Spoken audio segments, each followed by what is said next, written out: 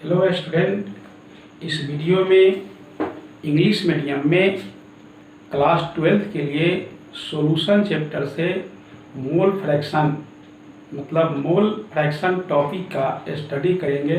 Mole fraction क्या है, इसी के विषय में इस वीडियो में हम लोग आज देखेंगे।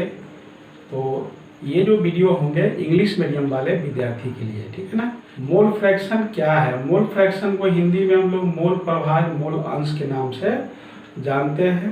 किसी सॉल्यूशन में उनके जो कंपोनेंट्स होते हैं उनके ग्राम मॉलिक्यूल्स और सॉल्यूशन के टोटल ग्राम मॉलिक्यूल्स के अनुपात को हम लोग मोल फ्रैक्शन के नाम से जानते हैं। इसको हम ऐसे कहेंगे कि किसी बिलियन में विलायक के मोलों की संख्या अथवा विलेय के मोलों की संख्या और बिलियन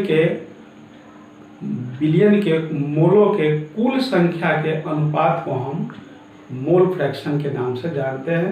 मतलब मेरे कहने का मतलब किसी सॉल्यूशन में सॉल्वेंट के मॉलिक्यूल्स की संख्या अथवा सॉल्यूट के मॉलिक्यूल्स की संख्या और ये सॉल्यूशन के टोटल मॉलिक्यूल्स की संख्या के अनुपात को हम मोल फ्रैक्शन कहते हैं।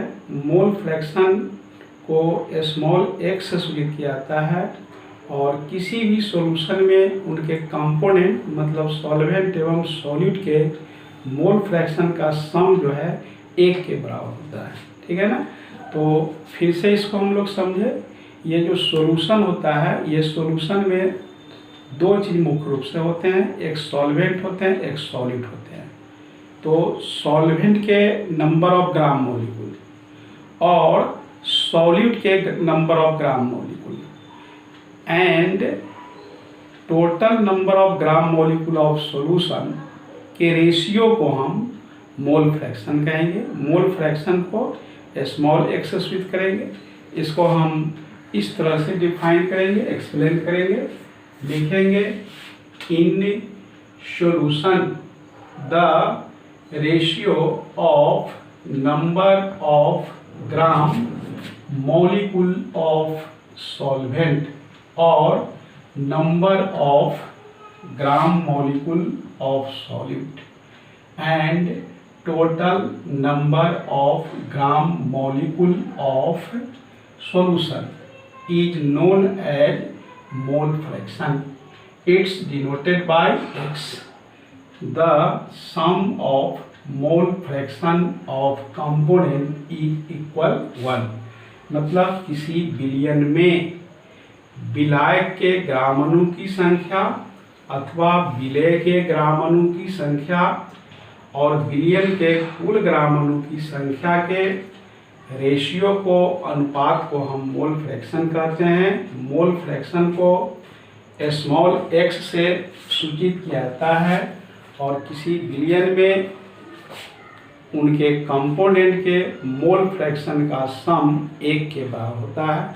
अब इसके लिए जो डिफिनीशन हम लिखे हैं उस डिफिनीशन के लिए मतलब फॉर्मूला एस्टैब्लिश करेंगे।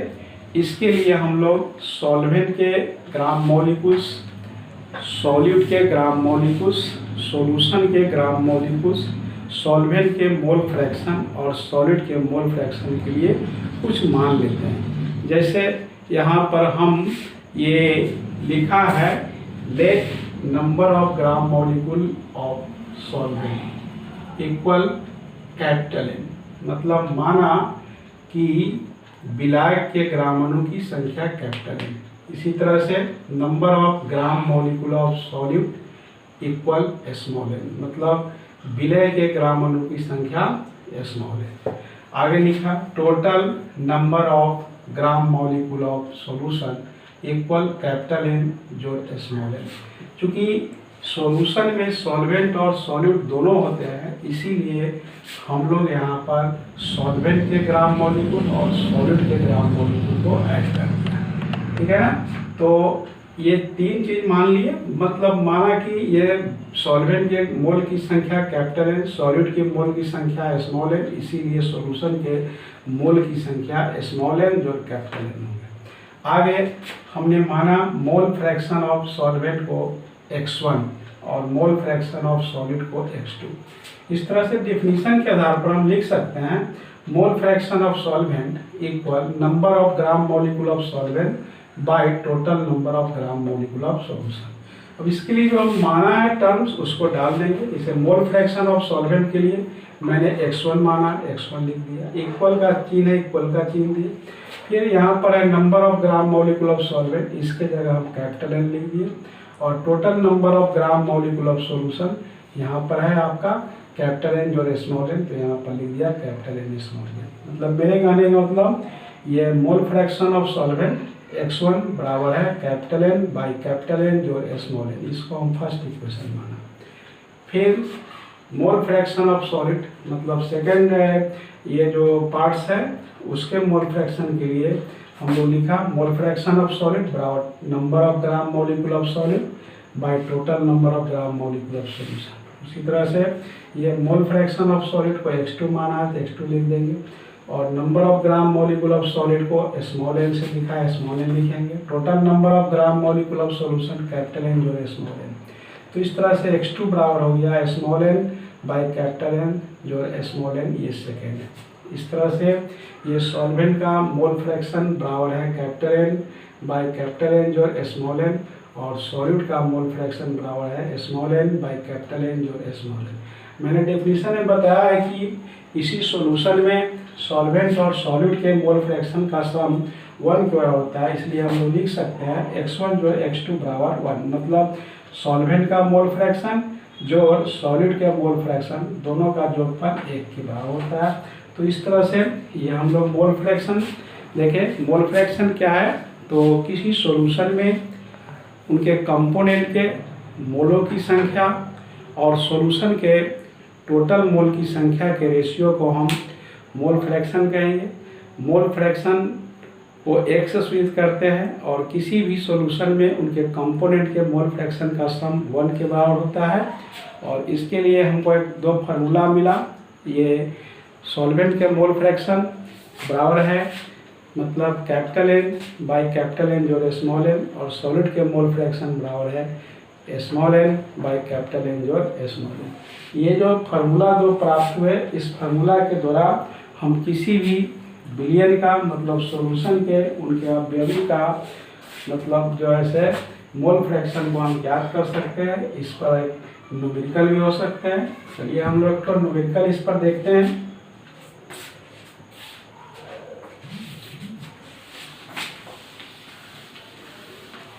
अब हम लोग मोल फ्रैक्शन पर एक न्यूमेरिकल देखेंगे। एक क्वेश्चन है, ये जल के 90 ग्राम में सोडियम हाइड्रोक्साइड का 80 ग्राम डिजोल्व हो चुका है, घोल चुका है। तो उस पिलियन में सोडियम हाइड्रोक्साइड और वाटर का मोल फ्रैक्शन ज्ञात करना है। ये क्वेश्चन है 80 gram of NaOH dissolve in 90 gram of water, then calculate mole fraction of NaOH and water those solution. If Na is equal to 23, O is equal to 16, H is equal to 1।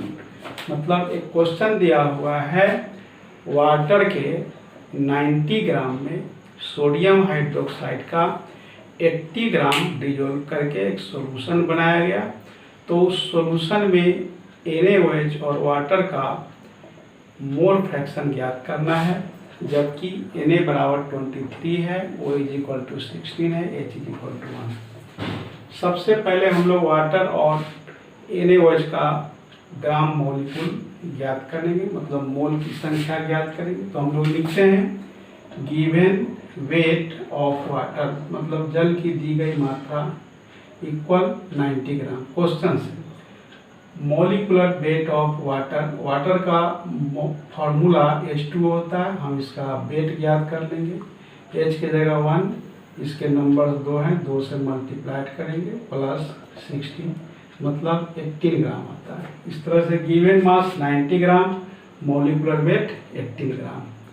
अब हम लोग number of mole of water मतलब water के मोल की संख्या ज्ञात करेंगे। इसके लिए हम लोग पढ़ चुके हैं कि गिवन मास में मॉलिक्यूलर वेट से भाग कर देंगे। तो गिवन वेट या गिवन मास है 90 बाई मॉलिक्यूलर वेट 80 कर देंगे। 80 से 95 टाइम्स कटेंगे, मतलब 5 मोल। तो हम लोगों को वाटर के मोल की संख्या 5 आ गई। इसी तरह से फिर NaOH सोडियम हाइड्रोक्साइड का निकालेंगे। गिवन वेट ऑफ NaOH 80 ग्राम है। मॉलिक्यूलर वेट ऑफ NaOH बराबर हो जाएगा 23 प्लस 16 प्लस 1 बराबर 40 ग्राम। इस तरह से number of mole of NaOH बराबर है given mass by molecular weight 80 by 40 is equal to 2 mole. इस तरह से वाटर के मोल की संख्या 5 है एंड NaOH के मोल की संख्या 5, NaOH के मोल की संख्या 2 है। इस तरह से टोटल मोल ऑफ सॉल्यूशन, मतलब सॉल्यूशन के कुल अणु की संख्या बराबर हो जाएगा 5 प्लस 2 बराबर 7। इस तरह से हम लोग वाटर का, सोडियम हाइड्रोक्साइड का और सॉल्यूशन का मोल की संख्या ज्ञात कर लिए, चाहे पता प्राप्त कर लिए। अब हम लोग लिखेंगे मोल फ्रैक्शन ऑफ वाटर। यहाँ वाटर सॉल्वेंट है, सॉल्वेंट के मोल फ्रैक्शन को x1 से दिखाया था, तो लिखेंगे मोल फ्रैक्शन ऑफ वाटर मतलब x1 बराबर है number of mole of water by total number of mole of solution.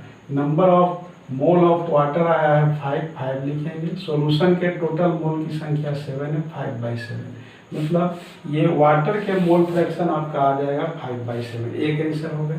फिर दूसरा हम लोग उसी तरह से निकाल लेंगे। Mole fraction of NaOH x2 बराबर है number of mole of NaOH by total number of mole of solution. तो लिखेंगे number of mole of NaOH की जगह पर 2 और total number of mole of solution की जगह 7। इस तरह से 2/7 आ गए। तो एक वाटर के मोल फ्रैक्शन आ गए 5/7 और दूसरा NaOH के मोल फ्रैक्शन आ गया आपका 2/7। ऐसे आप एक दूसरे तरीके से भी निकाल सकते हैं। जैसे वाटर का मोल फ्रैक्शन 5/7 आ गया, इस 5/7 को हम एक में से घटा लेंगे। क्योंकि हम लोग जानते हैं कि x1 बराबर x2 बराबर होता है 1, इसलिए x1 मालूम है तो x2 ज्ञात हो सकता है। x2 निकालने के लिए 1 में से x1 घटा देंगे। अब ऐसे भी लिख सकते हैं। इस तरह से अदर क्वेश्चन जो दिए हुए हो सकते हैं तो उसको भी हम इसी तरह सोल्व करेंगे। तो हम लोग आज देखें ये मोल फ्रैक्शन क्या है और मोल फ्रैक्शन से संबंधित एक न्यूमेरिकल मतलब प्रॉब्लम्स। इस तरह से इस वीडियो में इतना ही। अब नेक्स्ट वीडियो में हम कंटिन्यू